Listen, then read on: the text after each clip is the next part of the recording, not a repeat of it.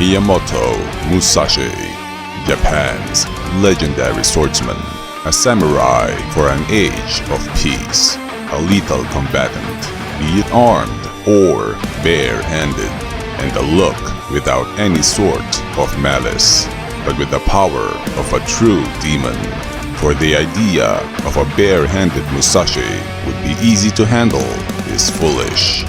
Musashi began his fighting career at a very young age, when he eliminated an opponent in single combat. In 1600, he was defeated in the Battle of Sekigahara. This loss turned him into becoming a masterless samurai, a ronin. He eventually embarked on a personal quest to master his sword skills. He is known today as Kensai, the Sword Saint, for inventing the Nitten Ichi-ryu, two swords as one, a style of fencing with two swords. Musashi claimed to have participated in over 60 bladed battles, many of which were a battle to the death, and all of which he claimed to have won. 400 years later, Musashi was resurrected by scientific cloning. However, this vessel required his soul, where the power of science could not possibly achieve.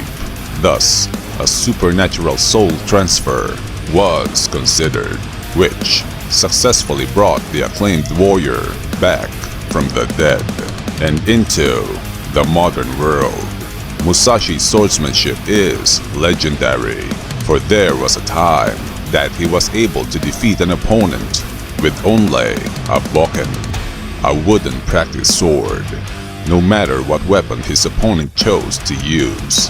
He is the founder of both Nitten Ichi-ryu and the famed Nitten Ichi-ryu School, the school of the strategy of two heavens as one, which embodies all of his abilities and ideals. Even at the young age of 17, he was capable of conquering battles without as much as being injured, undefeated even at the age of 58, as he had mastered the utilization of his swords with speed that leave an after-image and mastered the power of foresight as well. His swing is so violently powerful that he breaks two swords with only the momentum of a simple practice swing.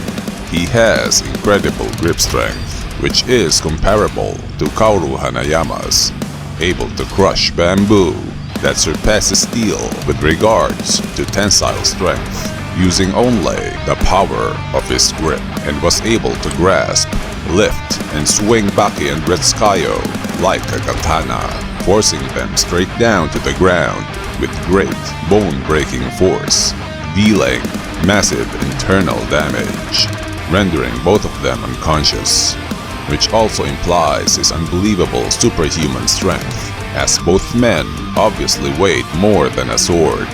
He easily defeated Doppo with a single sword swing without even cutting him, as he can control a blade's power to cut just by controlling its pressure. He defeated Retsukayo with a clean vertical cut and a fatal horizontal slice through his midsection, lacerating his flesh, organs, and spine, resulting in Retsukayo's inevitable death in the process, thus granting Retsukayo the honor of a warrior's death by the sword of the greatest swordsman who ever lived. However, we now know that it's possible to bring someone back from the dead using the same methods they used in bringing Musashi back to life. The day came when it was Yujiro's turn to challenge him, a battle between two equal combatants. As Yujiro held onto his sword, Musashi was able to lift and swing all 120 kilograms of Yujiro using his katana.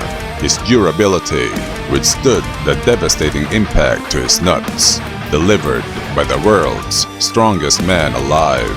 This eventually revealed that Musashi can still cut his enemies even unarmed, and ended the match with a draw, if not for Motobe's interference.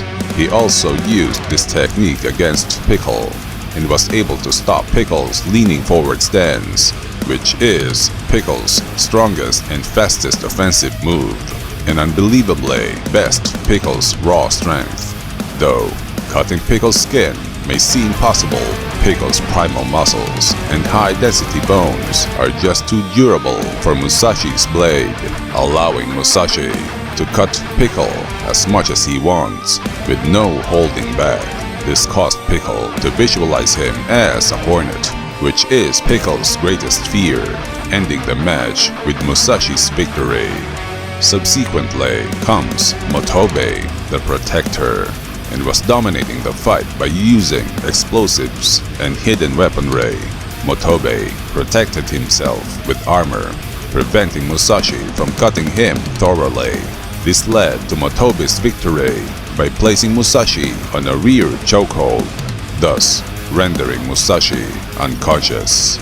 Although Musashi could have mutilated Motobe easily by severing his limbs or by decapitation, but since Musashi held back for the reason that Motobe was not a threat to his life and was only a threat to his victory, placing Motobe's victory ineligible. Next was Kaoru Hanayama. Musashi was initially overwhelmed as he was hit with Hanayama's giant fists, dealing devastating damage to Musashi. But as strong as Hanayama is, who was able to withstand Musashi's lethal sword attacks, still, Hanayama was not able to defeat Musashi. Finally, he comes to face the son of Ogre, Baki Hanma, who immediately dominated the fight with lightning speed, utilizing multiple modern fighting techniques swiftly with no effort, techniques that are non-existent during Musashi's era. But Musashi is able to adapt in the middle of combat, since Musashi's battles in this era are so much different, where every move means life or death. Baki had difficulty in defeating him, but as the son of the strongest man in the world, Baki was able to land a devastating blow to Musashi. Nonetheless, Musashi remained undefeated as his soul was purged. Aside from Musashi's swordsmanship, he possessed one of the fastest reflexes of any combatant, who's incredibly tough and has an exceptionally high pain tolerance. He appears to have recognized and mastered various martial arts of his age, although relying on his swordsmanship most of the time. Musashi has a high level of intelligence and is a battlefield genius. He is incredibly sensitive, smart, and knowledgeable about the techniques of battle, especially in sword combat. He is well versed in every sword fighting technique known to man, and can effectively counter just about any other fighting style. Musashi might be the greatest undefeated legendary swordsman who killed and defeated many warriors in his time, capable of mutilating anyone who dare threaten his life. He never held any grudge against any of his opponents. Rather, he is more than a clone, for his soul is pure, though he may kill or murder unnecessarily. Musashi even held Tokugawa in his arms and thanked him for trying to protect him. For that, Musashi might have felt him as a loving father, proving his humanity. Be it as it may, Musashi's murderous actions cannot be considered in the modern era, as he lived and is accustomed to an age of rage, vengeance, war, and violence. Unlike the primal Pickle, who only acts with his instincts and survival, Musashi remains uncontrolled and is well aware of what he was doing. But can anyone blame him? Did he ask Tokugawa to bring him back to life? Was it his fault for being unstoppable?